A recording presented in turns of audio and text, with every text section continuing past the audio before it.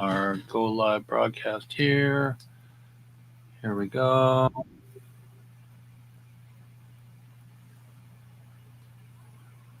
Go live. Come on, baby. All right. Hello, everybody. Today, this is Jeff Eichen, and we are trying to go live on our Zoom chat here on Facebook, but it ain't playing nice. So let's try one more time here. And loving the back office stuff. One of these days will be so full of support and that we will have some back office people to help us. So we're not going to go live on Facebook today. So we're just going to navigate some really beautiful stuff here. Donald is texting us. I'm in a meeting too as soon as I get off. Okay, Donald will come on soon. That's our connection to Lakota Hemp. And I will come back and say hello to everybody first. Hello, everybody. Greetings. I'm wearing my Johnny Cash hat today, and I'll get Johnny on there. So we got Johnny here. It's not that cold here, especially in my studio, but it was this morning when I was walking. The indigenous hemp shirt that I got on and the indigenous jacket I'm wearing is for all the people of all nations and all tribes and all one world to become one, to stop the hate, to stop the grieving, and to teach the children that we're not very good adults here, and Planet Earth is not a science fiction movie. Everybody, this is totally not a science fiction movie. And I'm gonna check to see that all my portals are going. I got StreamYard going good. Okay. So we're really blessed to have some new people on today. We're going to get their stories, and we're going to go forward with the push to end prohibition, to get the word out to the powers that be, that in 1937, I believe, with Anslinger and whoever the people that wrote, Reefer Madness, we're going to say Reefer Gladness. We're going to get it happy. Most of you know that I wrote a movie about prisoners in jail for 3 strikes, and that was with Jeff Mazansky and Tommy Chong. And Jeff is home now, and other people are home now. Since I've been doing that in 2015, it's a blessing. And today I'm going to open up this letter. This letter here is from none other than Edwin Rubiz. So we have some, remember where Johnny Carson used to go, and he had the Karnak the magician. So I'm going to pull a letter out today from a prisoner who's still in jail, and he calls sometimes during our show. But in the meantime, I'm going to take some liberty to share a song with you all here, and we'll see if the powers that be catch this song here. But I'm going to screen my share here. I'm going to share a screen with you all here and see if I can do that. And thank you all for coming today, episode 179. And so while I'm doing that, I'm going to go to see if anybody knows what song this is. See if I can get it to play.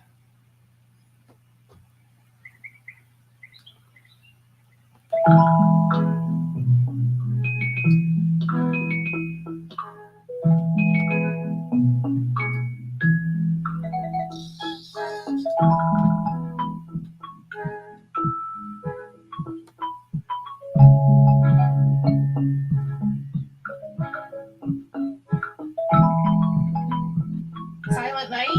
Is the song Silent Night, Jeff? No. There, is everybody seeing my screen right now? I can see your screen. Yeah, it says right there what it is, but just listen, everybody. This is the song we're going to play at our concert.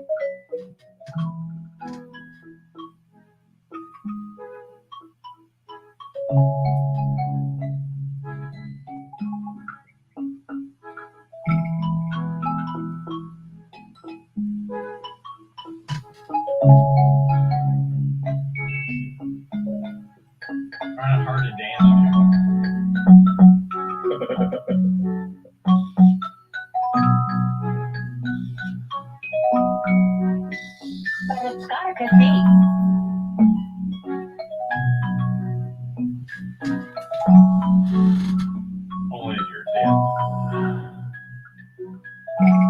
here's the next version of this same song.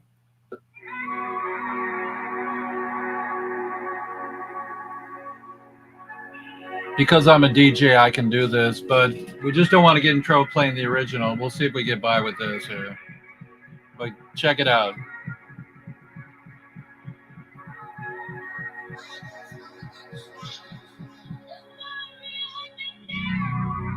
What's going on is for today. I'm so scared for my baby.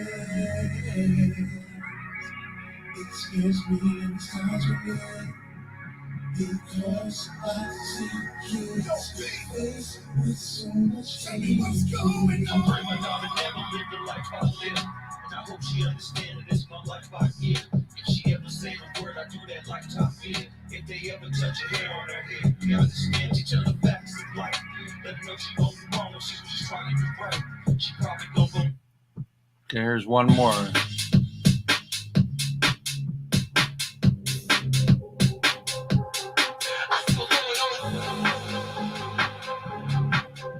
Okay, we'll sneak in the original here. The original should give it away.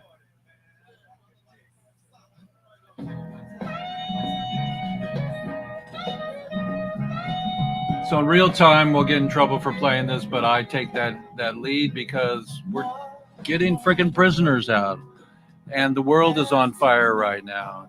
So I will take the liberty to play some Marvin Gaye in any way it comes. Brother, brother, brother. You know, we just want to, there's too many of us dying. Come on. We got to find a way.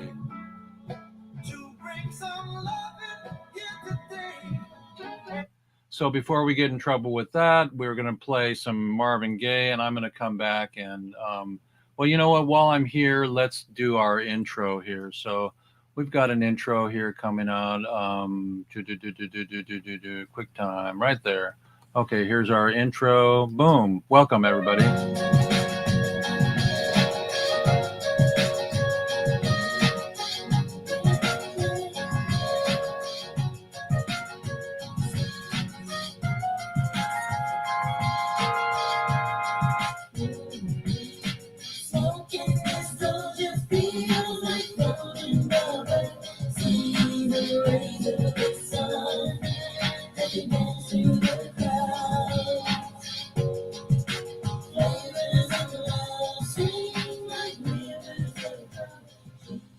Please welcome Steve Kravitz, a longtime author on Smuggling Pod. I mean, let's meet Steve.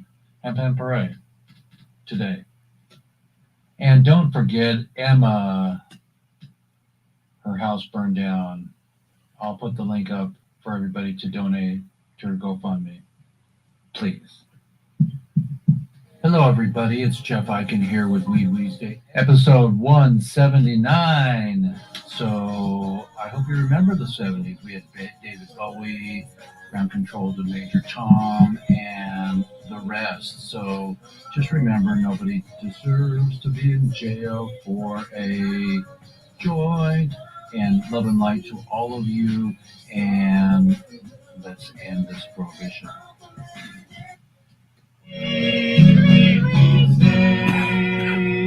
Parade. So much is going on for all of us in our life. Just stay nice, stay friends, and help each other.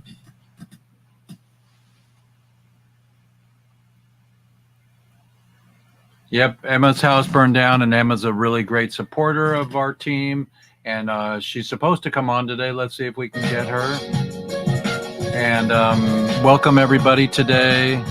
Stop the war everywhere, in your house, in your heart, on the planet.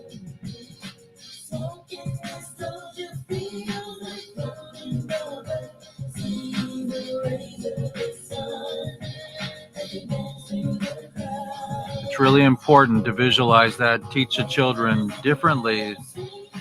We thought in our lifetime we'd be through this, but evidently we're not. So I change a little bit of my show every week to have some reading of the news and the marijuana news, how we're doing in ending prohibition, and you tell me. Then we bring people on every week just to share what they know and their support. Hello, everybody. It's Jeff Eichen here with WEEDSDAYS.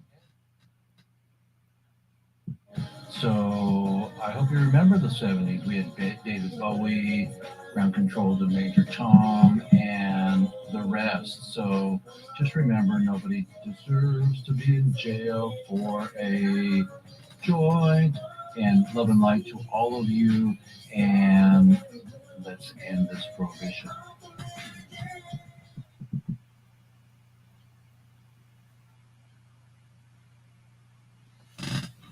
So the more we look at this picture, the more we realize that we're in big trouble, everybody. But let's focus on our prisoners. Let's focus on weed. Let's focus on hemp.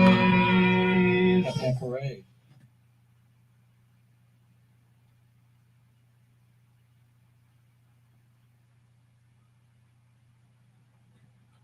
We are speaking to you of another time and place, a foreshadowing of these events, for which you carry a blueprint within your body.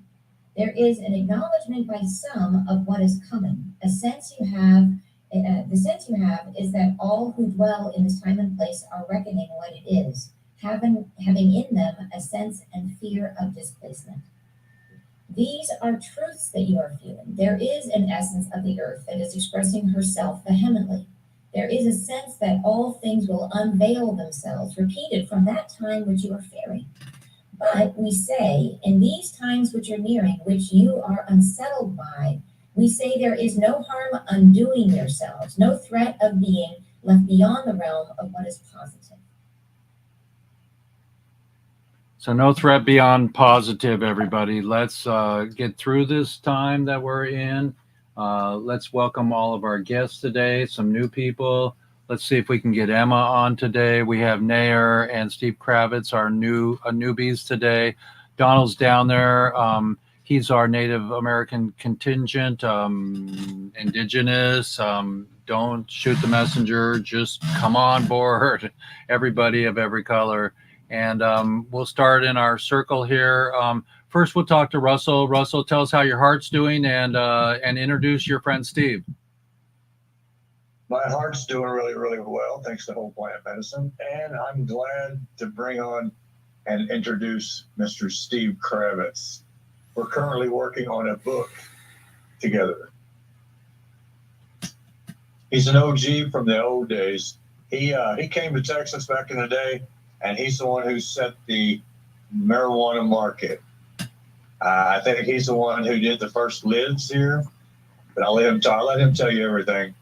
The guy is a treasure chest of information, and he's definitely an OG. Fantastic. Thank you, Russell. You're welcome, brother. Steve, tell us a little bit about yourself and how long you've been knowing that we need to focus on ending prohibition. Well, I grew up in the 50s and 60s, and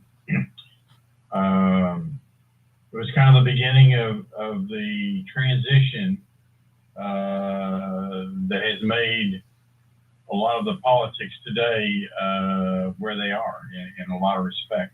Mm-hmm.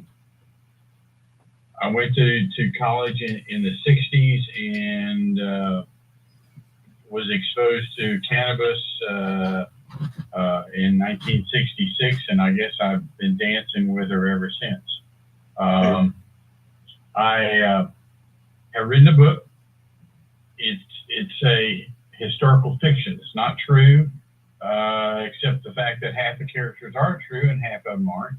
But it's a kaleidoscope of different people that I've known during my travels during the years. And the book is called A Marijuana Man, and it's basically a coming of age of a young man that goes off to college in 1966 and is introduced to marijuana and his journey for the next 18 years. It is also a journey of 18 coming of age of America. what I kind of refer to as if TV show Weeds were to be shoved back to the 1960s and it met a Ken Burns reality of the 60s and 70s, it produced my book. And it's kind of a journey back in time. People that have read it love it.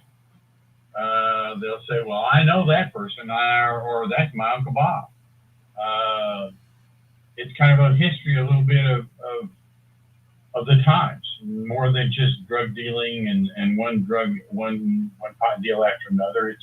It's an 18-year journey. And is it an autobiography? No, it's not. It's my life has been in the kind of a real straight world. I mean, I was a businessman. I was in the steel supply business, and I was in the swimming pool business, and I've sold cars. I've sold furniture, and I've sold carpeting. But I had a plan and an idea for a book back in 1983.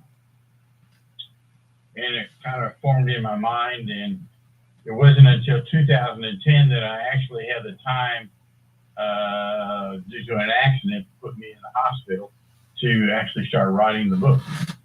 And in 4 months, the book is written, or at least I thought the book was written.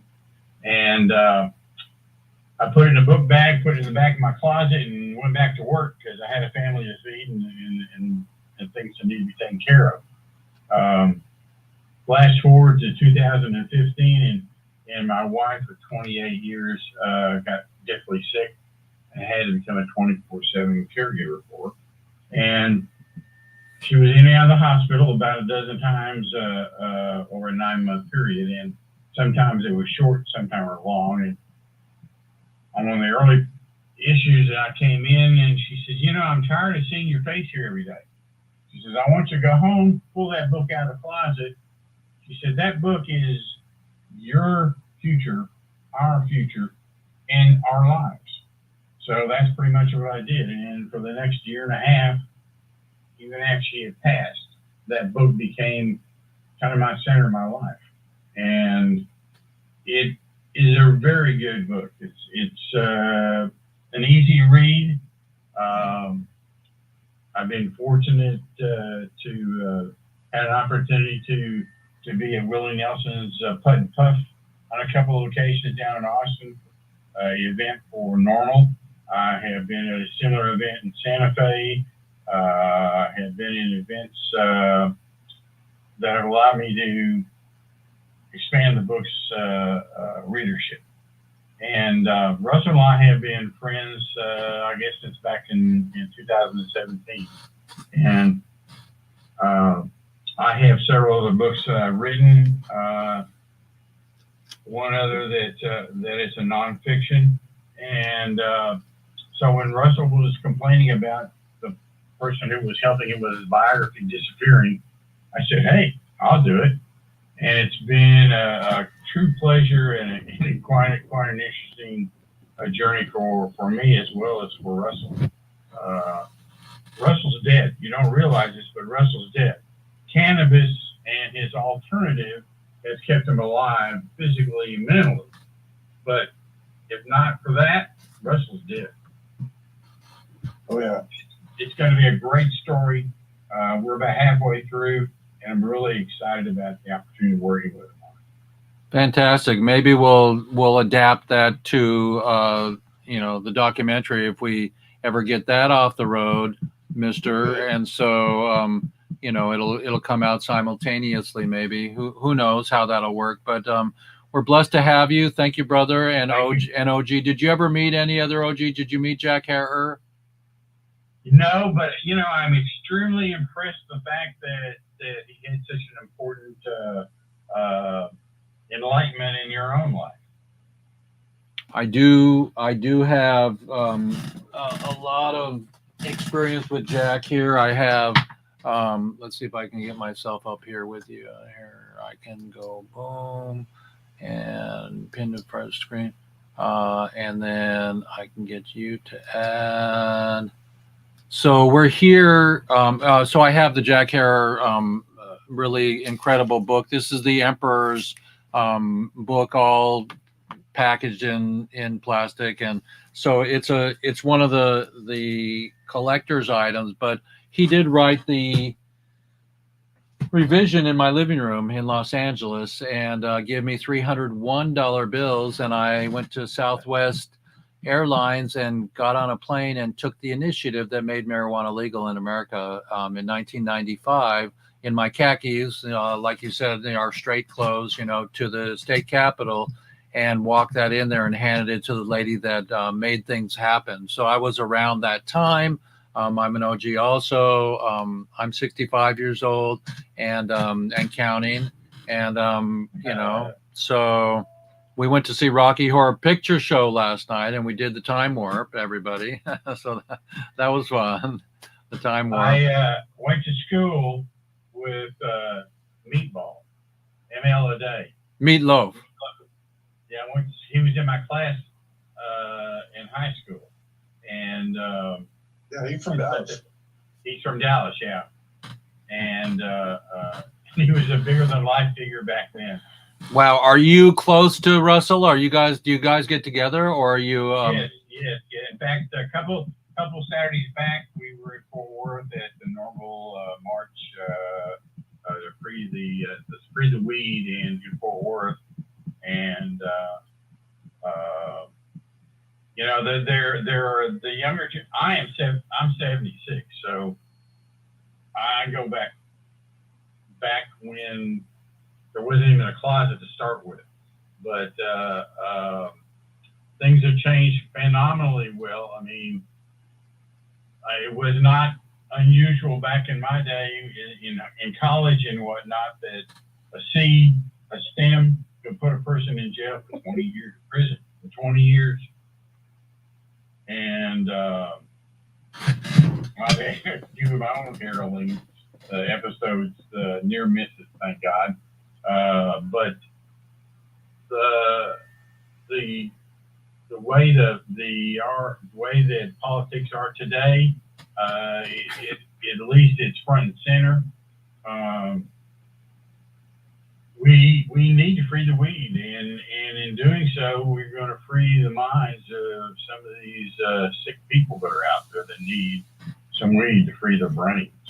There have been too many people that are caught up in anger and concept destruction instead of improving things, tear it apart. We can't live in a world like that. Our lives depend on each other, and we are all part of the one and the whole. You can't destroy that. And when you start destroying that, you're destroying everything that's important in life. Well, bless you for being on the spot and taking care of Russell's story. We all need our stories out there, and I believe through film and through literature we can share the truth, and the truth is subjective, but people gotta excuse the pun, but they gotta weed through the garden to get to the truth.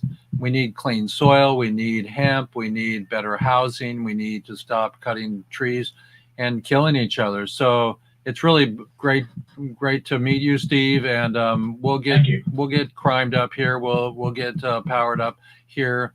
Let me go to a couple more people here in our booth here.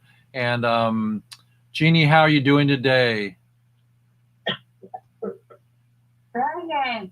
Hi, everybody. Did everyone have a safe and happy Halloween? We did have Halloween. Yeah, it was really good. I turned 59. Oh, yay. Happy birthday, dear. I'm ready all the way back to Russell.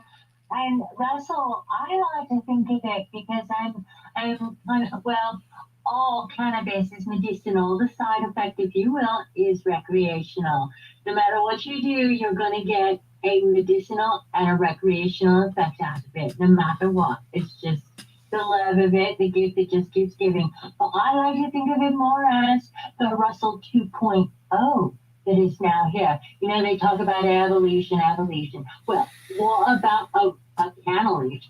often. What about if we could regenerate, like, say, the more other species that do that? What about these invisible octopus, or the ones that are electric and they have their own light show going on in their bodies? If we're looking for aliens up in the sky, why aren't we looking in our own oceans? Okay, so we need to expand our minds, and we need to start thinking in terms of, you're not dead, you're in a new way of life. You have renewed.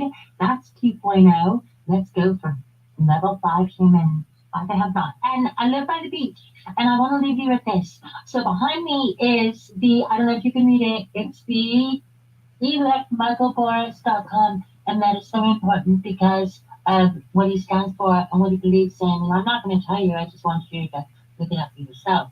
But I live by the beach, and why do we keep building the houses by the beach? Why aren't we building houseboats by the beach? Why aren't they houseboats? Why do they keep building them higher, higher, higher to the skies when you should be building them so that they can actually be out of hand and so that they can actually withstand if the waters came up? You know, we have a beautiful houseboat that just went out into the water safely and did its thing. Why should it be the same, doing the same thing over and over and over? It's just going to get you off. So let's try peace. Let's try love. Let's try hemp. I'm so happy to be here with everyone. Cheers. Cheers. Fantastic. Well, we're really happy to have you. And Crazy Pot Mom, say hello. Tell us about your show or what's going on with you. Hi, everybody. There's a lot of new faces here. I love that. I appreciate that. The more people that are talking, the more we have to be heard, right? We got to walk the walk and talk the talk. Yes, I missed last week's show, and I had no explanation. I really had no explanation. All of a sudden, it's 5:45, and I'm like, well, what happened to the show? I was so confused. So I have no explanation for what the hell I did between 1:30 when the message would have came through saying, don't forget the show because I have to be reminded, right? And I don't know, so I have to apologize. I just want to have some of what you were smoking. No, I don't know where I went, but I left the planet. Hey, well, it's good to see you. I designed our tip jar stickers. I haven't ordered them yet. I'm gonna see if they will send half of them to you and half of them to me. We'll see that. Otherwise, I'll get them and then send them to you. But we're getting ready, everybody.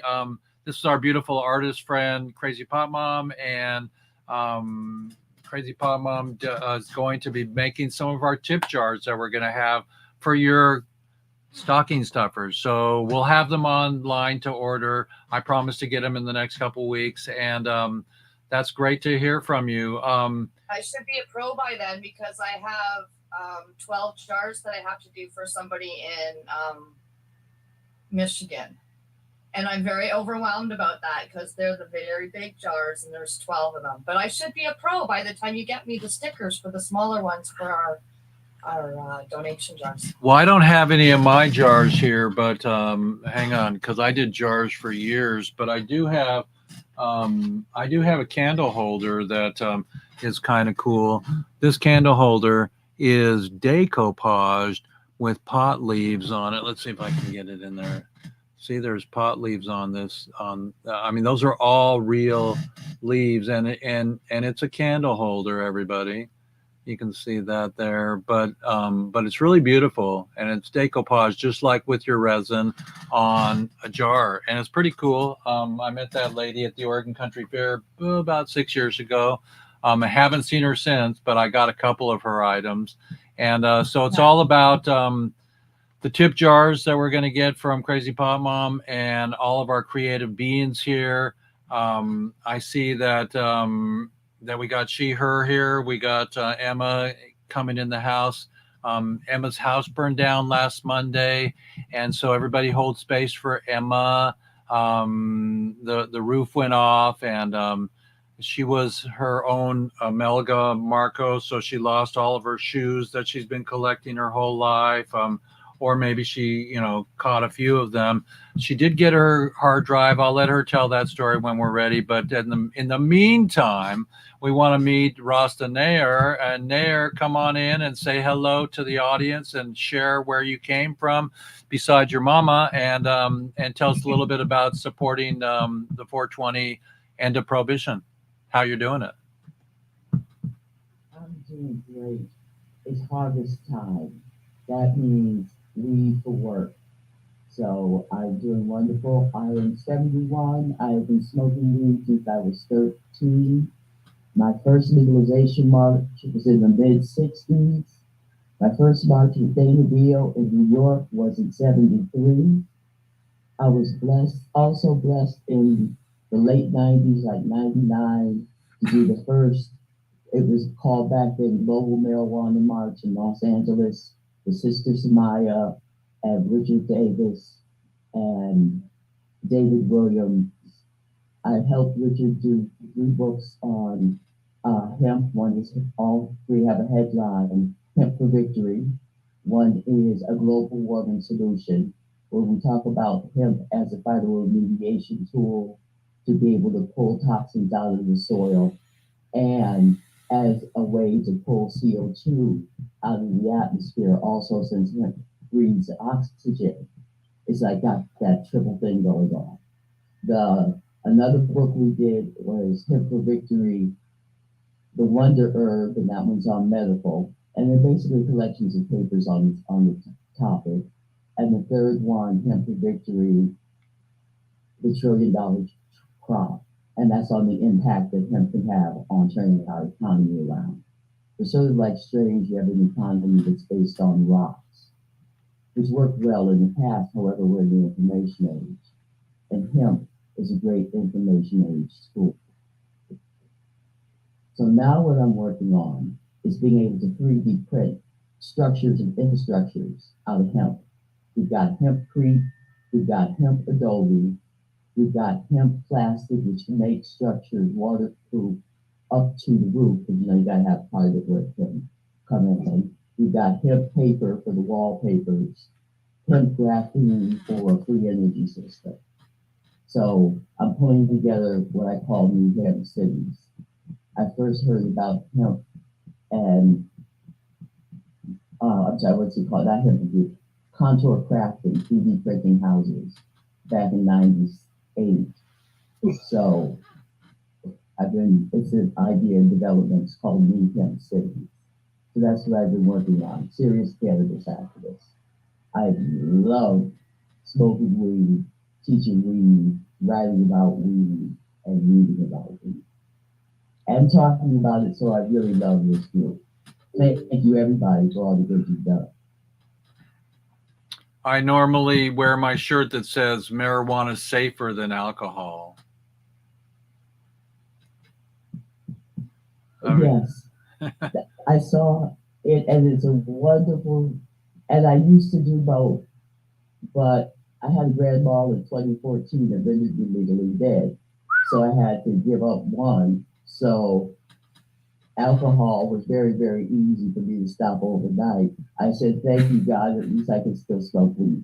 And I smoked weed. As a matter of fact, I credit weed for being able to help me recover from the grand mal. They said epilepsy. I said epilepsy, my black ass, excuse me. I use cannabis oil because epilepsy is just abnormal electrical activity and bring out physical cause. Therefore, the cannabis oil was able to help me control and focus on the electrical activity in my brain. So I'm not hung up on 10 years later that I'm still here. And you participated in this fabulous group on this wonderful show. Fantastic. So that's who I am as an activist. And I'm very grateful for all the work that everybody has done. Together we have overcome. And I remember worse than being arrested for weed in the 50s and the 60s when your parents find it out, and the ass whooping that would accompany them find it out. When my parents found out, they sent me to East St. Louis for a year to live with my aunt and uncle and his wife.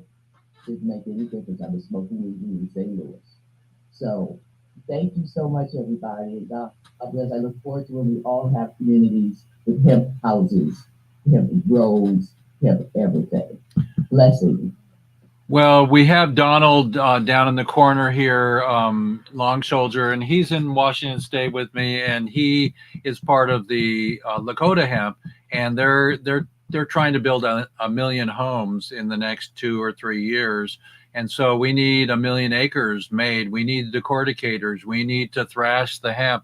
We need to do it all. And I know there's hemp plastic. Let's see. I have my hemp plastic pyramid here, and BMW and I think Volvo, they're making hemp plastic doors and things for their cars. I mean, there's no. Henry Ford first had used hemp on several of his vehicles. Oh, he had a hemp car, totally. I mean, all of his doors were made with hemp plaster and plastic, and it's just there's no excuse. There's no excuse for people like Edwin, Edwin right here, to be in jail. So that's a good segue. But let's, as we're talking to people here, let's come down and talk to the beautiful mushroom lady here at the bottom. Introduce yourself and tell us your story. My name is Happy, and I'm a political activist. I work with Mayor some, and I just met Donald Duck, and I'm really interested in working with everybody.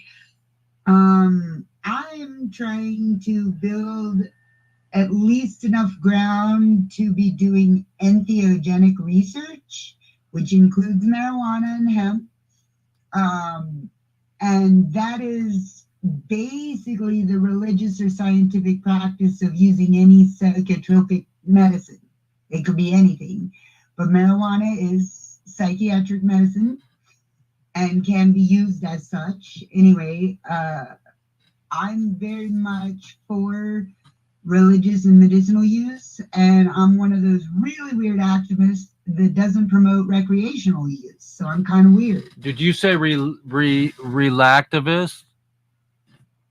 Like relaxing activist, relaxtivist? Yes. That's cool. But I've been working on the legalization of marijuana since 2003. That's when I joined the battle, and I held the front lines for a long time in Utah. It's finally medically legal there, not for everybody, but for the worst of the worst anyway. We made ground there, but I had to leave Utah. So I'm in Arizona now, and we've got some property, and we're looking at cultivating the right kinds of seeds to get to the right people that can utilize them, particularly quality hemp seeds. Oh, great. Well, I can get you Chris Boucher. He's got millions of seeds, and he worked with Woody Harrelson back in the early days, 30, 40, 50 years ago, and made the first hemp surfboard. Oh, beautiful. That's exactly what we're looking to do, is cultivate the hemps for the different kinds of projects. Some types of hemp are different when you print the crepe, or when you print the different types of things, or if you're making paper, or if you're making clothing. So some of the strains are better for clothing than they are for paper, and vice versa. So just learning about that is something I'm very interested in doing. We're happy to experiment. Without a doubt, it's really important to be part of the movement, part of the solution. I have a friend in Boston. He was just here in Washington, a good old friend, and he's raising lots of money to bring climate change into the public schools. And so he has raised millions of dollars for that. The idea is with changing the way things are, the way things were, the way things are gonna be, the knowledge, the experimental, the way that we do it is going to provide our children and the planet no more stick building. We have to get hemp so it can have a load, and then we can make rises. We can make 2-story, 3-story at a time when we learn how to build the bricks that are different and better and this and that from whatever. I have a hempcrete ball right here, so it's really important for all of us to write that book, to get it done, and to start building homes. My father was an architect, and he moved to Mexico so he could do lightweight concrete, but concrete's dirty. And so we want to be able to understand what you say and what everybody is saying about when you grow a hemp plant, does it clean and does it scrub the air? You know, and then when you live inside a house, a hempcrete house, what is the benefits of that? It's cleaner to live inside a hemp house than all the toxic, you know, formaldehyde and carpets. You know, let's do hemp carpets, you know, or at least raffia, and teach the world. Like I said, my friend in Boston, who is working on climate change. Hemp does remitigate the soil and help to put nutrients back in the freaking soil. And I'm a raw vegan, and I need and want to have my beautiful food, and we have dirty soil. How can you have organic food when it's dirty? You know, so bless you for coming on, Happy. They planted tons of hemp around the waste sites there in Russia from the nuclear power plant disaster. That's what they've done with the land all the way around the plant for I don't know how many acres around the plant, but just to try to get the soil back into a non-toxic condition. I wonder who authorized that. That sounds great.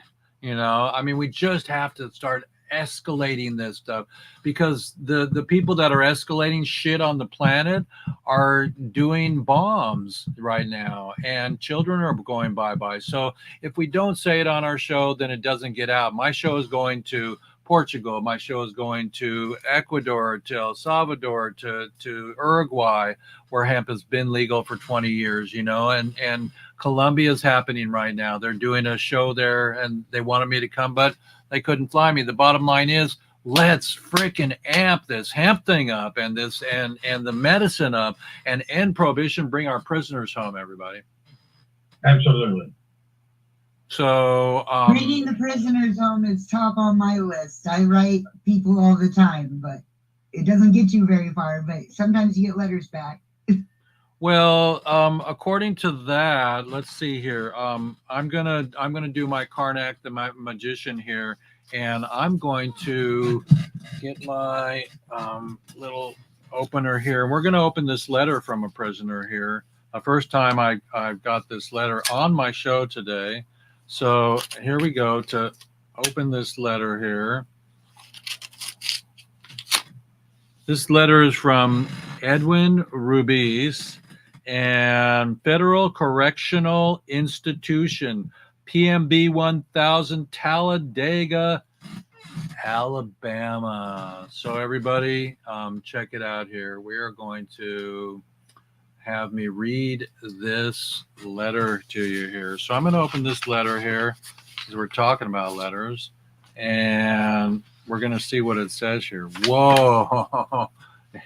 It's got some baby type in there. So it says here, and I'm not going to read it all. I'm requesting that you be included amongst my approval visitors in order to establish your suitability as a crime information agency to ascertain whether the placing you on my visiting list would present a management problem for the institution. Well, I'm trouble anyways, but that we want to do good trouble and bring one more prisoner home. So Edwin, we love you that you sent this and that I finally opened it. I've had it for about a week and a half. It says, in order for you to be considered for visiting the privilege with me, it will be necessary for you to fill in out the questionnaire and release form below. So all of this, there's not a private letter in here to me. Let's see if there is. But there's visitor information. Let's see here if they're all the same. 86029, 86029. So yes, here we are, everybody. That's proof that letters are going both ways now. We got Edwin's letter. Edwin's been on our show before. So that's Edwin Rubiz from the Correctional Center. This is not your local Pee Wee Herman show, even though I got to meet Pee Wee Herman and Paul Rubens. But let me read you something else while I'm reading, because it makes me happy to have today be a read day here. It says, Jeffrey, this book is from 2015, the year I found my road to ending prohibition with freeing prisoners and doing a documentary was 2015. It says, and I'm writing this to myself at my dance class. This is the dance class journal. And I read this morning. It says, Jeffrey, enable my projects. Ramaste, that's the name of my company, Ramaste. Art, 1, Ramaste, 2, art, 3, lifers, 4, the pursuit of love and companionship. Live life to the fullest, Jeffrey. Live life with integrity, Jeffrey. Live life with the passion I had at the fountain in Newport Beach in when was that? 75, in Newport Beach, when I first saw the abstractness of life through the lens of my camera. Jeffrey, live life so open and open-hearted that I remember to breathe into my heart and nourish it as the medicine to completions and truth. So it says here on my book here in my little cartoony way, love, love, love, and it says to completion. So everybody, to completion, we need to complete this stuff that we're doing. So I'm going to share my screen with you guys, everybody, and then we're going to meet Emma. Do we still have Emma on? Emma, are you still on? Do we lose Emma? Hi, I'm on. Oh, we still got Emma. Can you hear me? Yeah, Emma. We'll get to you in a second. We're gonna stay with our screen share here, and so I have a audience participation right now. Everybody, tell me, and then we'll get back to Emma here. So tell me, everybody, can everybody see my screen right now? Can everybody see this this letter I have right here? Yep. Okay. At the count, can everybody read that? At the count of 3, I want to read this together, everybody. Okay, this is a Bob Marley song. Okay, are you ready? You ready, everybody? Can everybody hear me? Yes. Yeah. Okay, we're gonna let one more person in the room here. So one more person in the room, get your microphone on, and we're gonna sing this song, everybody. If everybody wants to sing it, that's fine also. But I am doing a concert tour, and we're gonna do a small one here in Washington to raise $1 million to put on the Snoop Dogg and Willie Nelson tour concert that we want. We want them, and we want to bring all the prisoners to Oakland Coliseum. They already said yes, and so we're halfway there. We want to raise the money, and I want to play 2 songs at the actually 3 songs, because we already played What's Going On, Marvin Gaye today. But at the count of 3, everybody sing this song with me, okay? At the count of 3, 1, 2, 3. Oh, pirates, yes, they rob I, sold I to the merchant ships. Minutes after they took I from the bottomless pit. But my hand was made strong by the hand of the Almighty. We forward in this generation triumphantly. Won't you help me sing these songs of freedom? 'Cause that's all I've ever heard. Okay, everybody? Redemption songs. Emancipate yourself from mental slavery. None but ourselves can free our minds. Have no fear for atomic energy, 'cause none of them can stop the time. How long shall they kill our prophets while we stand inside and look? Ooh, some say it's just a part of it. We've got to fulfill the book. Won't you help me sing these songs of freedom? That's all I ever had. Redemption song. Redemption songs. Okay, everybody, that was really beautiful. I love that. So wait, we got one more, okay? And we're going to sing this on stage, everybody, okay? There comes a time when we heed a certain call, when the world must come together as one. There are people dying, oh, and it's time to lend a hand to life. The greatest gift of all. We can't go on to pretend day by day that someone somewhere soon will make a change. We're all a part of God's big, great, big family. And the truth, you know, love is all we need. We are the world. We are the children.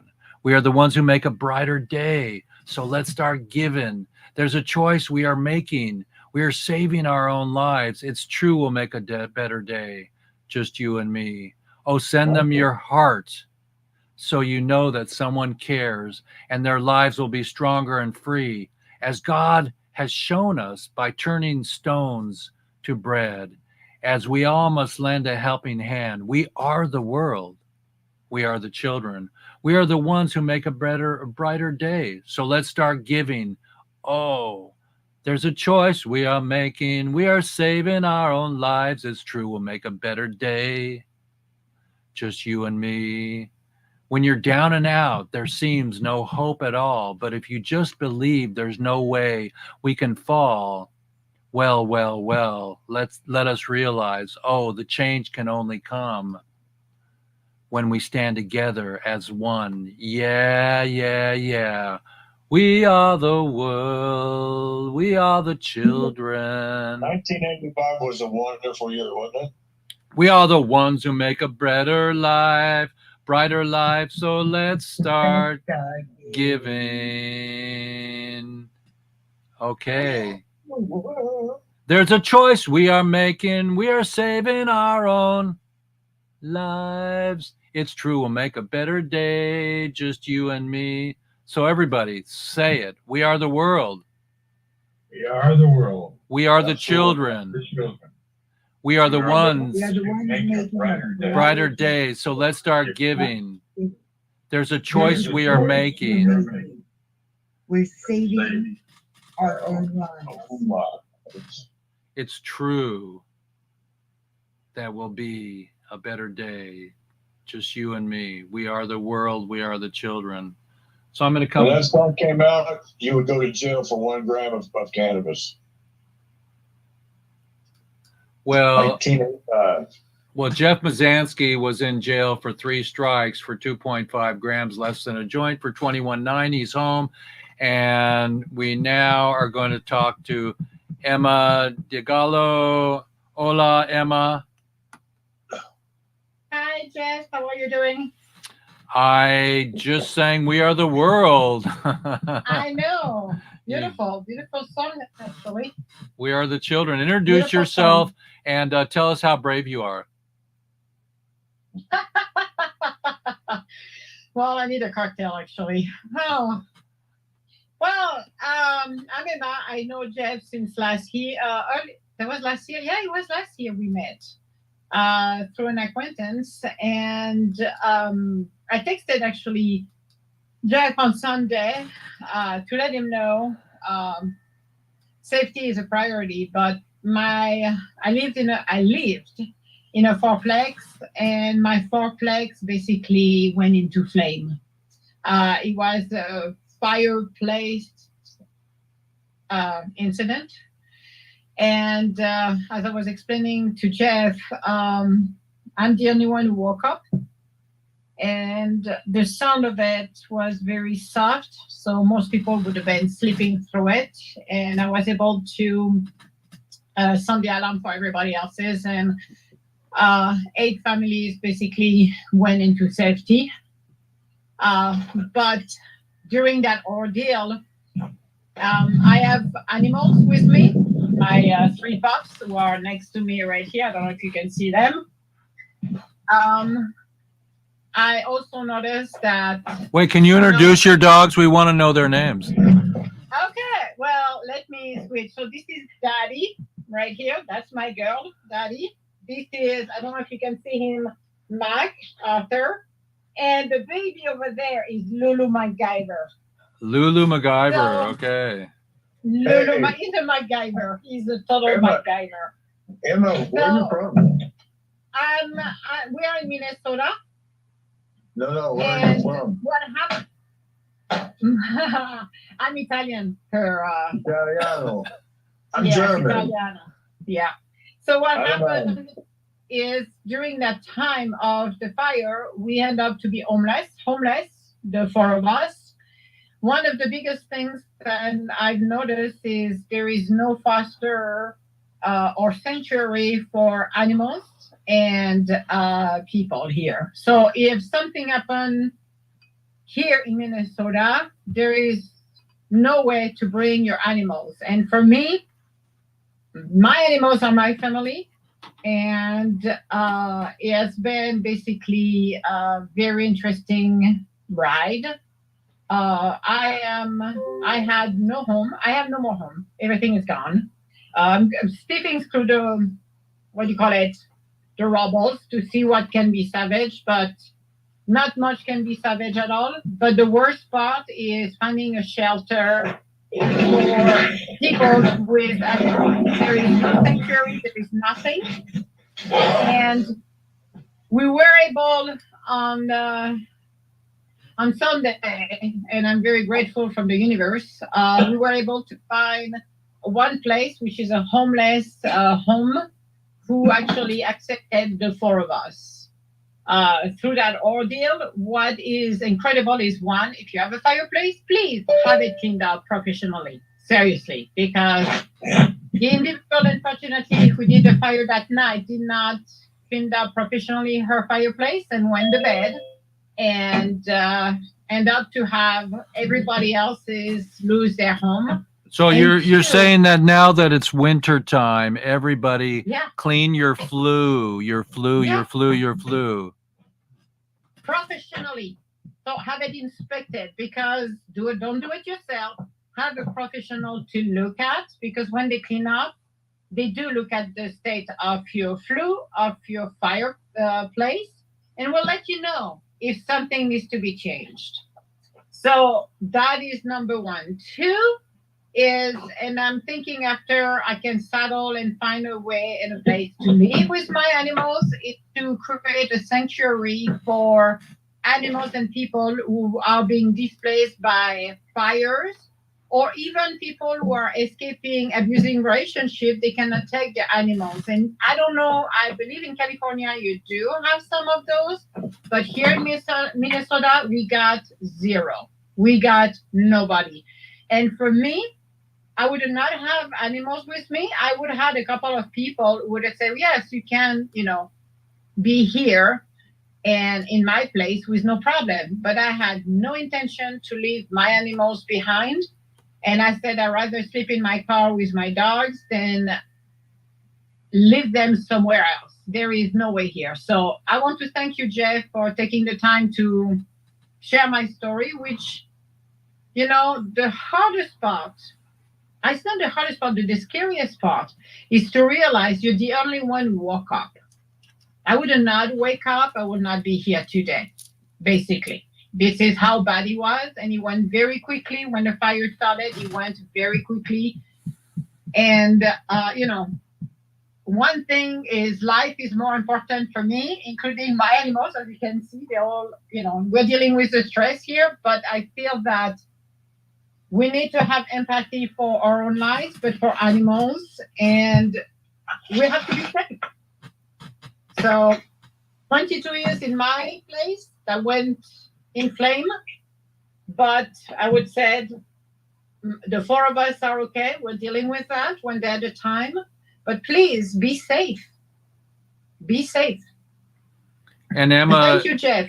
thank you so much, Emma. I've posted on my here. Let's put my my picture next to you here. We have your when I pin my screen. We have please fund Emma at / GoFundMe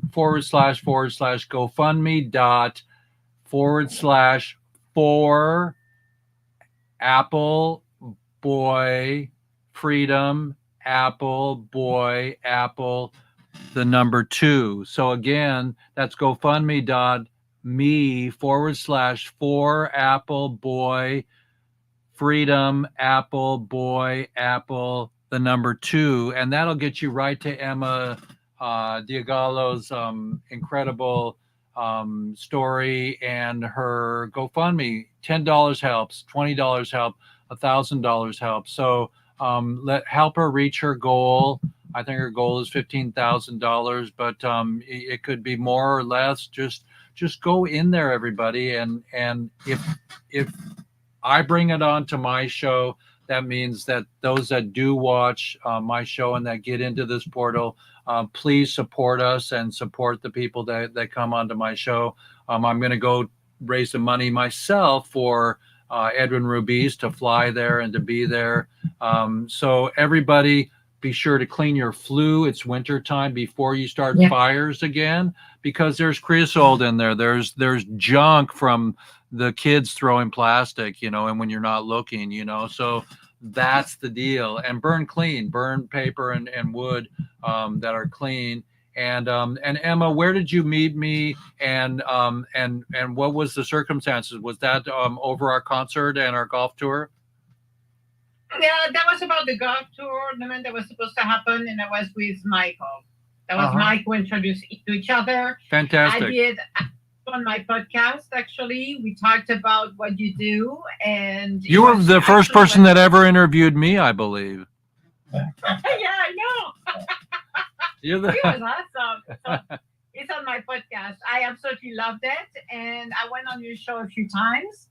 And I love the fact I discover more, because to be honest with you, I am not a cannabis user. I have learned more from you guys, and the therapeutic side of it, the fact that this needs to be a prohibition because it's helping not only veterans, but it helps people with disability, that it's better to go natural, to be honest with you, than the chemicals company. I'm sorry. I'm more holistic than I am chemicals on those. And I have learned so much from you guys that I support it, even if I am a non-user, never used that, but I see the holistic benefits of it. Talking about hemp, and I heard it earlier about they're now planting near central nuclear areas. Well, Chernobyl has cannabis over there. That section of Chernobyl near the nuclear area is actually cleaned, and the reason is because of cannabis. So hemp and cannabis do so much for not only the earth but for us, that we need to be able to respect that and remove that ridiculous things about the cannabis, and allowing us to be able to really heal our body, spirit, and the earth in a natural way.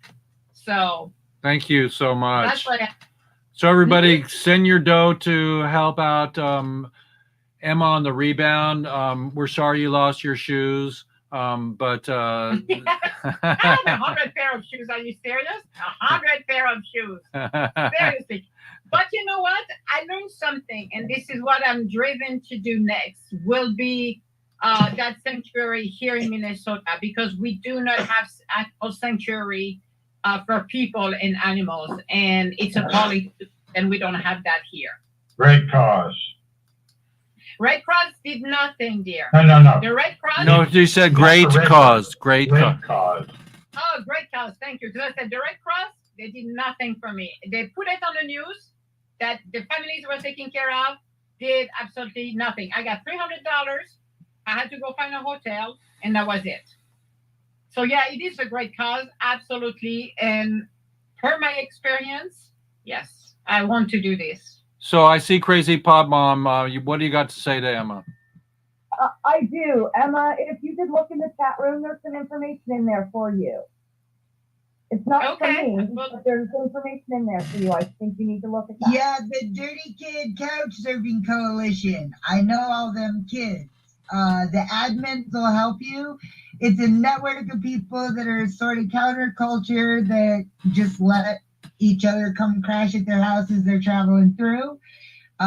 We have lists of welcome couches and spaces, and if you let the admins know the needs, they'll do what they can to help. It's no promise, but they'll try. Thank you They very might much. be able to house you temporarily, at least, to get you somewhere with your animals. And Stephen, you got something Yeah. to say to Emma? Stephen? My suggestion is possibly one of the rescues. Sometimes I was involved in the rescue business for 10 years, and that's a pretty tight community itself.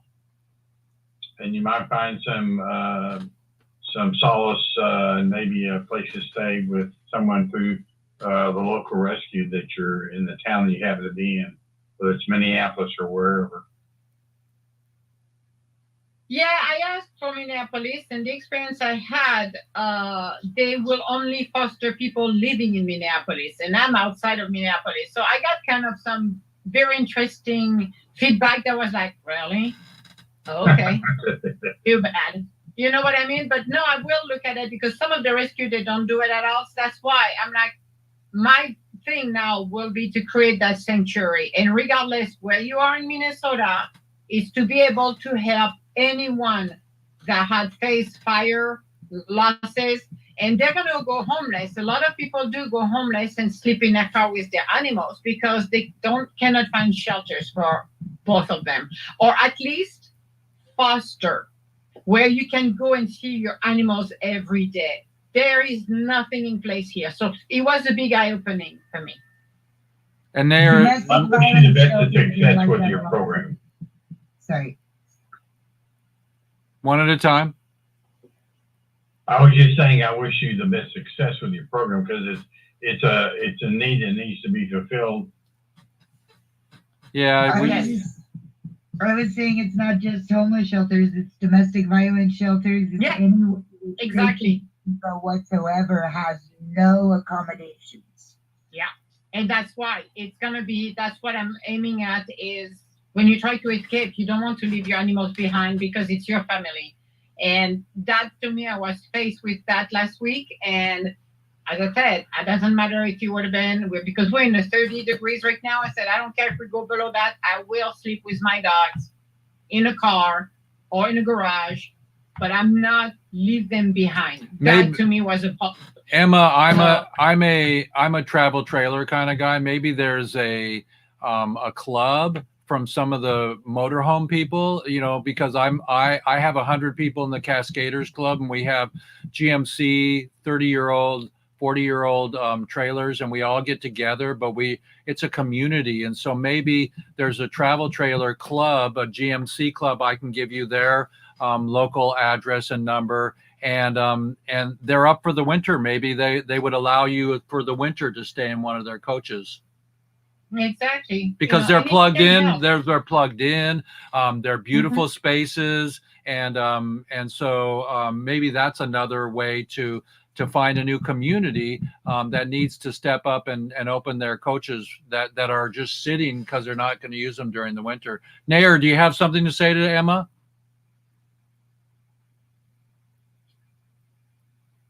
I have found that the most catastrophic events in life, like what you just went through with fire, have always ignited the greatest missions and adventures that I could have possibly imagined, and given the confidence of success.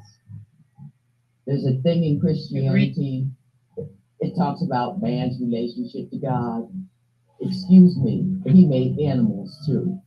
And they have a relationship that is equal to mankind. So the mission work that you are doing, that fire has taken you with the power of the flames up another level. Okay.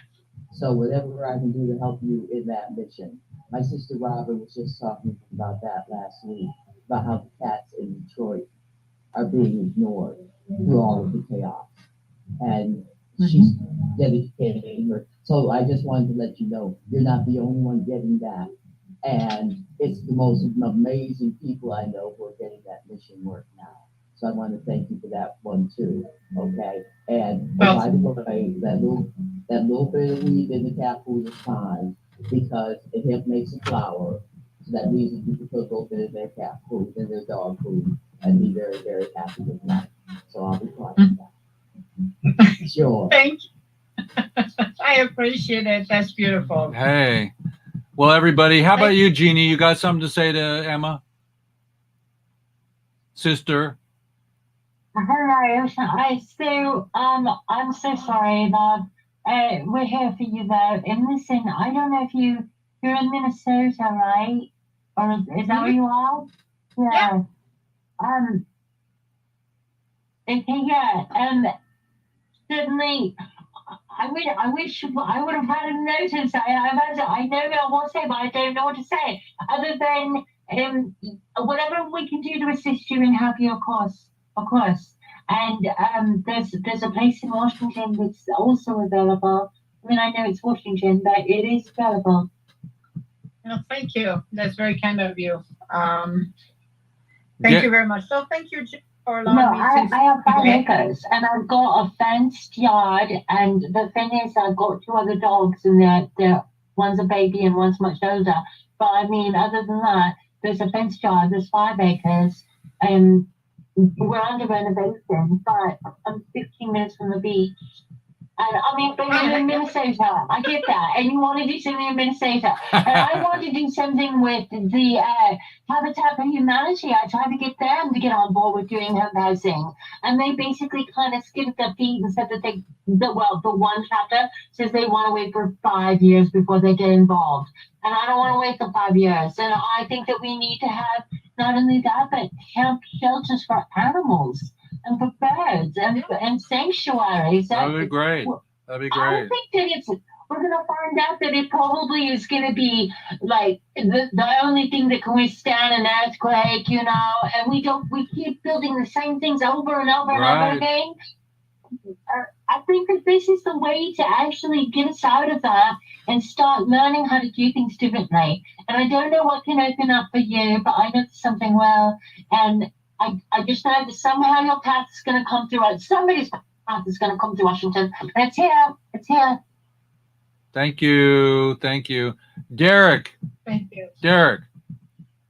Unmute, Derek. Hello. Hi, Derek. Tell us, let's see your face. We can't see you. Come on in. There you are. What's going on, Derek? And tell us who you are. My name's Derek. Kills the enemy. I'm from the Rosebud Sioux tribe. I was back in maybe about 4 months ago. I was awarded a hemp license, and so right now, me and my friends were just trying to organize and try to get something started for the spring. We might incorporate cloning. A cloning system is what I'm trying to do, and then we're also looking into automated watering systems.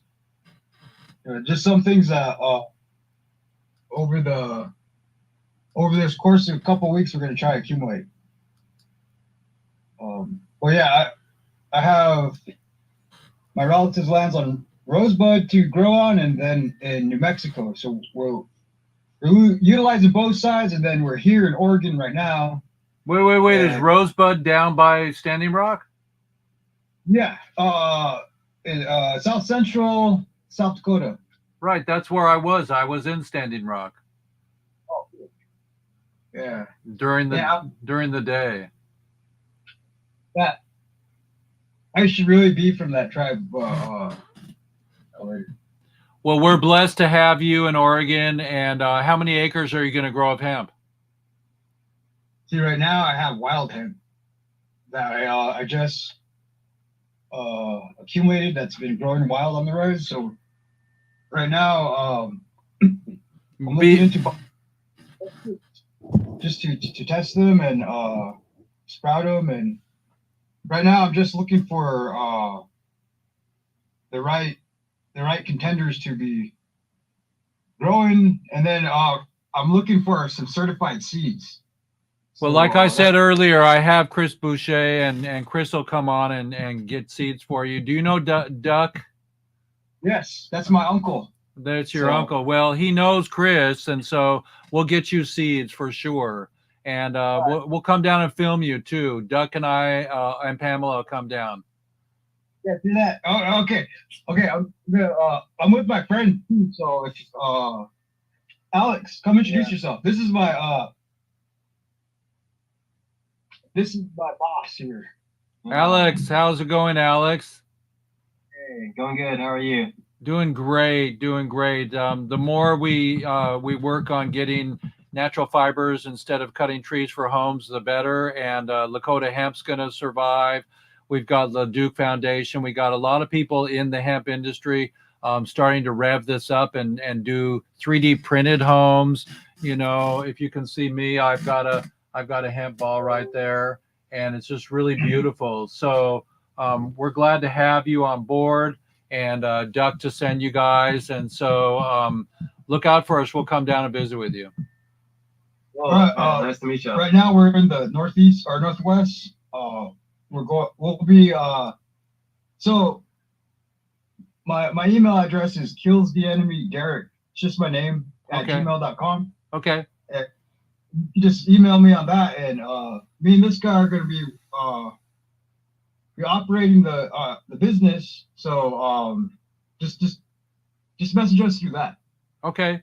All right. Fantastic.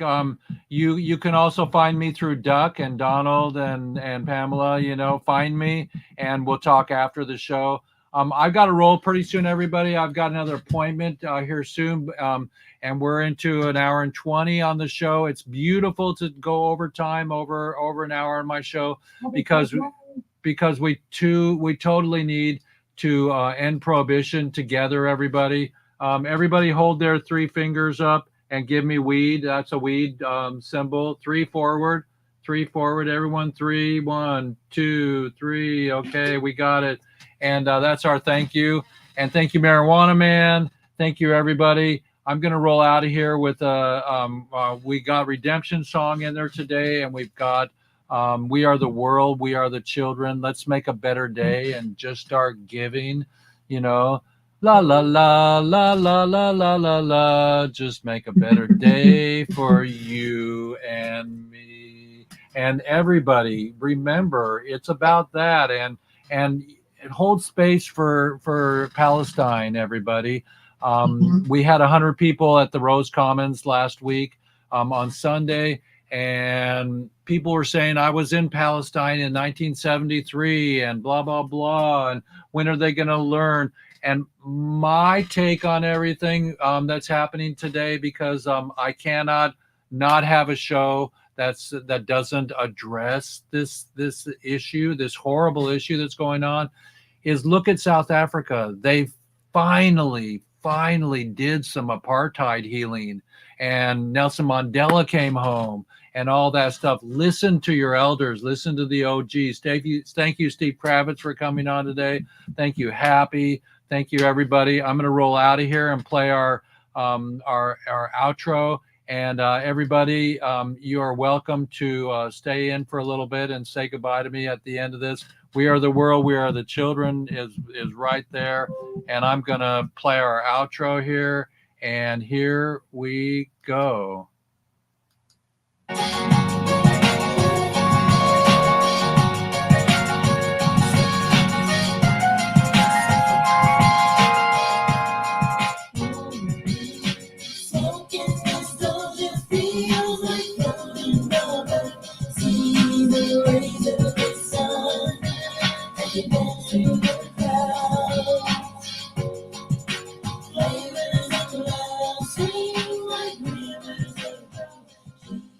Please welcome Steve Kravitz, a longtime author on Smuggling Pod. I mean, let's meet Steve.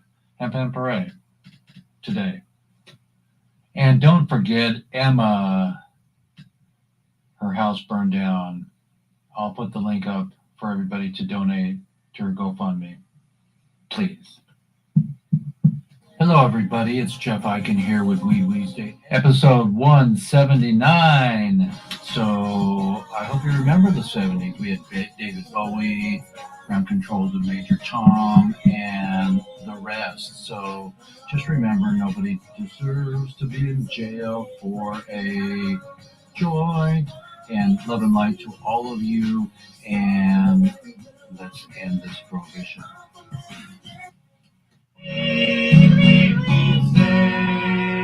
Happy parade.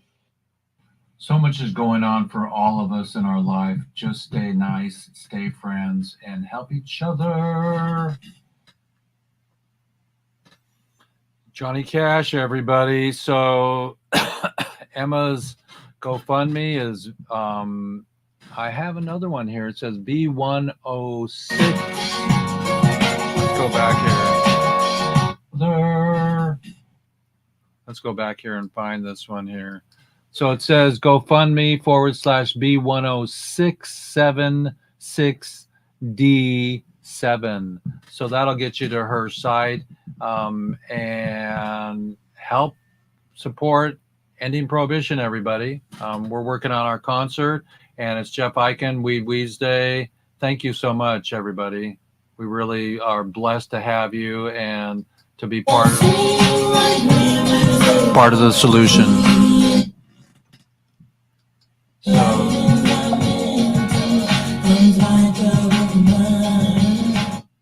So Hemp and Parade, everybody, and I'm going to come back just for a second to say goodbye. And we've got a few little scragglers here. Derek, thank you, and Donald and Pamela, Crazy Pop Mom, blessings, and we'll get you stickers. And Happy, it's nice to meet you. Donald's down the corner. The usual suspects, we'll get Rodimus next week, and you know, just he's in France, and so they had a time change, and so he forgot, and blah blah blah, and it's okay. We love you, Rodimus. Come on back and read the news. And today we didn't get to read the news, but we did read Redemption Song, and we did read what's going, or we play a little bit of what's going on. So hopefully the little computer robots won't get us for that. And send money for Emma and her cause and her beautiful animals. And know that Emma, it's a cool thing to touch base with the motorhome people. They're probably a good community that they might have, you know, like I said, a winterized vehicle for you on their property, you know, and then it's your own thing. You can put your car next to it, and the dogs can pee and poop outside, you know, and you'll meet some new people. So I'll talk to everybody on the flip side. Got to run. Meeting with the accountant today for. Oh, and I have one more thing. I'm meeting with my accountant today. We're getting caught up here. We're going to be doing our 501, and I'm going to be paying off my credit cards here with her help and getting my Social Security going. So everybody, don't be afraid to get caught up. Clean your house, clean your heart, clean your world, and let's end prohibition together. Hemp and Parade, everybody. And well, I'm going to pull one of my. That's my favorite oldie that I found, and I have 3 of these. It's kind of cool. Whoops, there's a green one, so it's green screen. But I have 3 of my little whistles, and each one is different. So it's kind of like the Stradivarius. Which one do you like? So here, I'll play another one. So they're all different, just like life. And don't forget, you are different. And say what you mean and mean what you say. Love and light, everybody, and happy Halloween. We made it. We watched Rocky Horror Picture Show last night, and we did the time warp, and it was really fun. So love you all, and catch you on the rebound. Crazy Pop Mom, give me a shot, and we'll finish the jars. Love you. Recording stop. So now I'm going to go to say goodbye. Hello.